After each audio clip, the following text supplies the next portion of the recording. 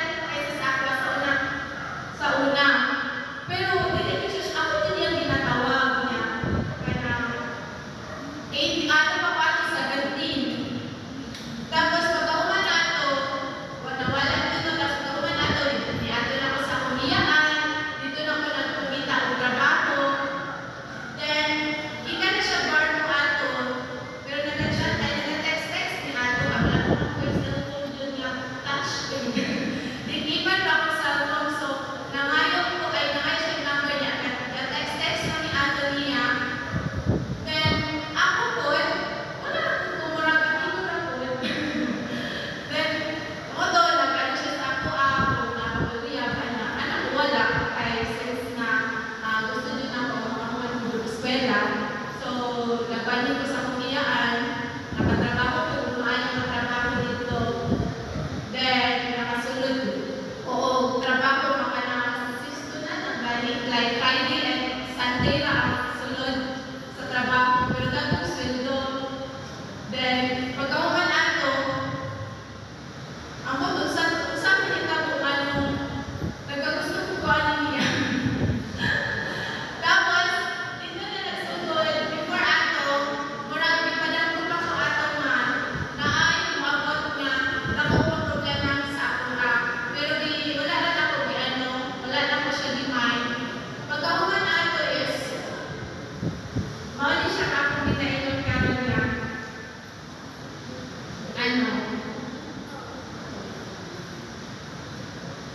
Mawali akong ginaingon na rin karon nga. Before ko mag-proceed sa akong testimony, dili na ko ninyo i-judge.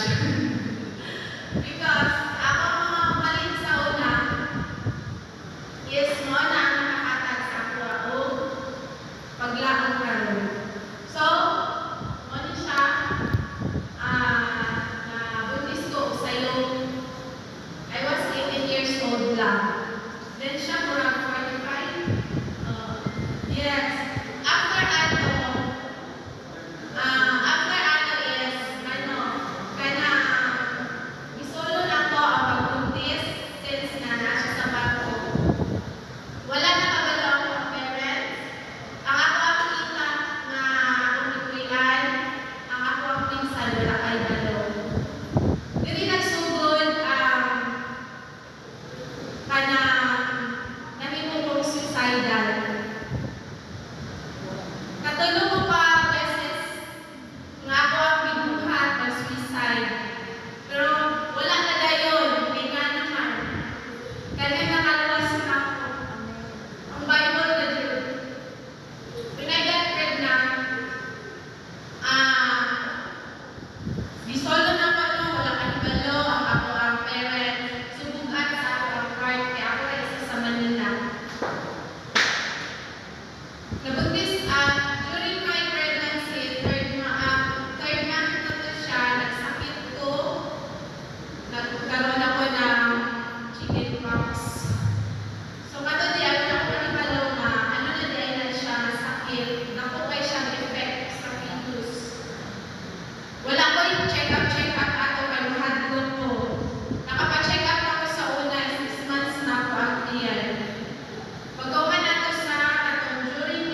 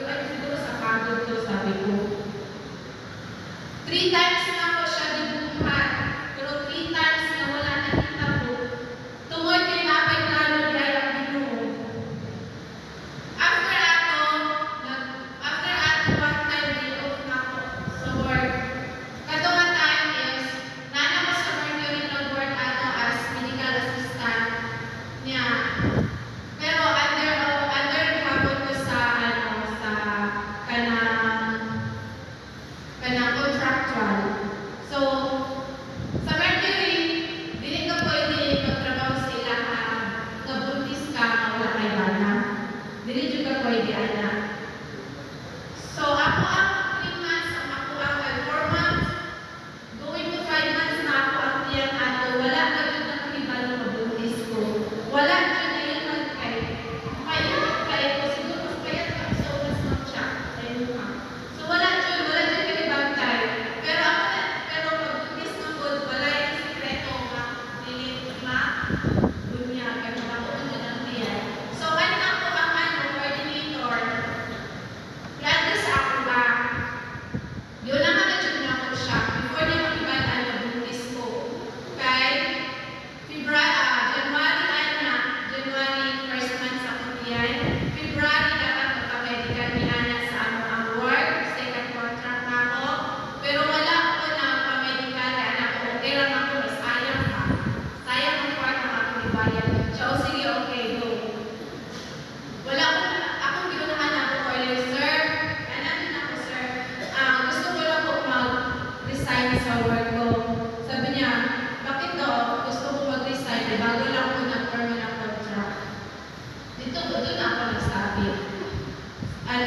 Sabi ko, sir, kasi may problema ako, sabi ko. Sabi niya, ngayon pa ikaw sa work mo na kailangan mo ng pera. So, bakit alam ko, sir, anak ko? So, sabi niya na, buntis ka, di ba? Alam ko, ha? Saan mo nalaman? Sabi ko, saan mo nalaman? Siya, nakita ko lang sa mukha mo. Siya. Anak ko, sir, gusto ka, sir, huwag mo na lang sabihin sa management. Sabi ko, kaya pagalitan talaga ako. Sabi niya, hindi ako magpapaalam sa iyo sa supervisor natin na huwag kang paalisin hanggang kaya mo magtrabaho. Alam mo ba, yun na yung first na ibuhat sa Ginoo sa ako napay ka diba? Di ba wala ko isultihan? Grabe na ako ang kahugno ato no nga buntis ko. Ang ako ang ibuhat, pag uli na ako sa balay, grabe dyan ang nilang ato. O Lord, dagain ko usa ka tao, may padamlo nito sa ako, ipakita na nito sa ako nga duulo na ako para maano lang dyan ko maano na dyan ang ako ang pregnancy na ko. Ipadamlo niya ang simbahan sa Taguig. Kung asa ko, naguna na nagsimba. So, ibig sabihin, ang kasabot dyan ato sa gibuhat sa dito sa walis, mutuol lang dyan ko sa akong pinsan nga nangabuha sa ako dito sa first na ako pag-ato Manila. So pag-ato na ako, nagtawag na ako gamit ang telephone sa Mercury. Tapos giingon dyan ako tanan sa kay ate, ang tanan-tanan. Pabalong ba mo? Kanang murag ang kalimutan yan, akong gilong dyan no? Murag yun, ganang na feel dyan ako, higaan dyan ako ang paminaw. Dito na kanang ano na dyan ko na-dyan maglaon, basta lang, inuha dyan pag ako sa dinulis ka ng seryoso dyan kaayo. Muoto ka na ako, ano na ako, isultin ako tanan, ang ako ang tita doon, na dyan siya kay Balubuntis ko, pati ako ang papa, ako nang isultihan. Tapos ato, niyan ako, nanagin na lang ko sa akong iyaan na,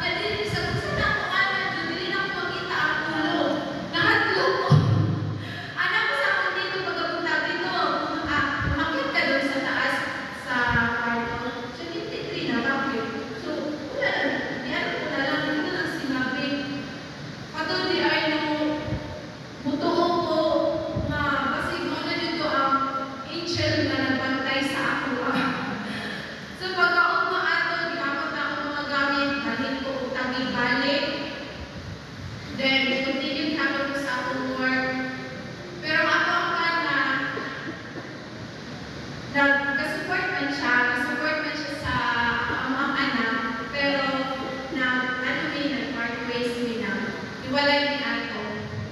Then, pero, pagpanganak na ako ato, kung dito na ko sa ilan natin, pag 6 months ako ang tiyan, nagpabautismo na ako dyan ko mamcha. Nagpabautismo na ako, manana dyan ko dili dyan na ako ni virus sa bisag sa adlaw sa Sabado. So, nagpabautismo ko, continue ko sa ako ang work. Kabalo ba mo ako ang trabaho, ibalik yung SM. SM Makati, umasa dyan ang tao. Ang Sabado o Domingo ang pinaka-bawal absinan na trabaho.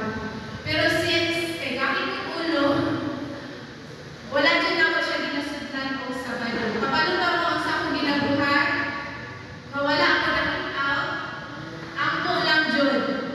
Ang po, Lord, ikaw na dyan bahala sa ako sa management, sa ako ang company, nga kanya ang tanan na pag-absent na ko sa adlaw Sabado, dili nila mapansin. Pero ang supervisor sa SM, mapansin na niya na Rina, lagi na lang daw akong absent yung Sabado. Yung product ko doon na binabantayan is laging magulo. Sabi ko, sir, sige lang, God will bless you naman. Sabi ko. So yun, nung sinabi yun sa akin, siya na yung nagtakip sa akin, siya na lang nag-aayos na ano yung mga product ko pag Saturday kasi wala ako. Alam mo ba, nakapangan ako na survive ko yung journey ko sa pagiging strong, independent, pregnant woman. Pinaamin sa pag-ampo, sa pagsalig sa Ginoo. After ato, so, after ato, no,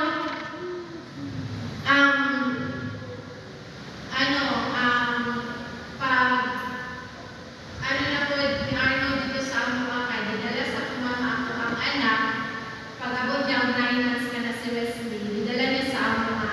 2 years ni Arnold wala yung communication, kaya dito mo siya ka-communicate sa kumama to avoid circumstances. So, nag-focus ko sa akong work, na nag-offer sa ako na trip, i-try ko na siya chat. So, gitry na ko chat. So, kung wala pinagdayon na ni Arnold, foreigner ang taong nadayon karon. Wala ang taong karon. So, gihangin ako prayer dun ko. So, 1 year, wala naman 1 year nag-chat atong foreigner. Kaya, i-pray dun ako sa Ginoo, Lord, kung kinsa man yun ito ang plano para man ako, kay dugay naman dun ako kung siya giangko pa. Nimo, tagay ko usay. So, ang katong foreigner, December is iyang plan, muadto diri Philippines. Wala dama, kanya si Arnold, nagparanggang ng October. Diyan ako kalitan ng mga bulan sa akin, importante kay siya sa Akua. Nagparanggang siya October sa Akua after 2 years na wala ng communication.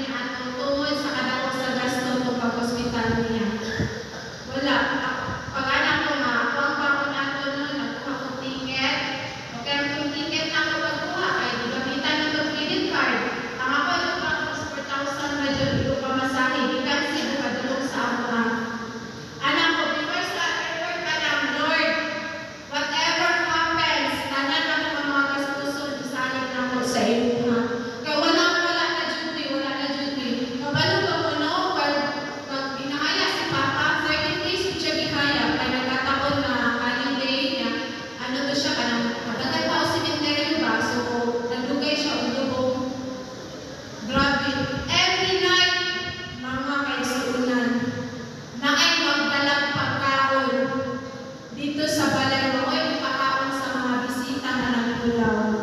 Kaya sa Catholic ang pagdituhan nila nga dapat bawal ka kung nahimatay bawal matulog anak sila. So pero gabi na wala jud ni gasto pati sa mga pagkaon kay daman man mga donation na umadawat.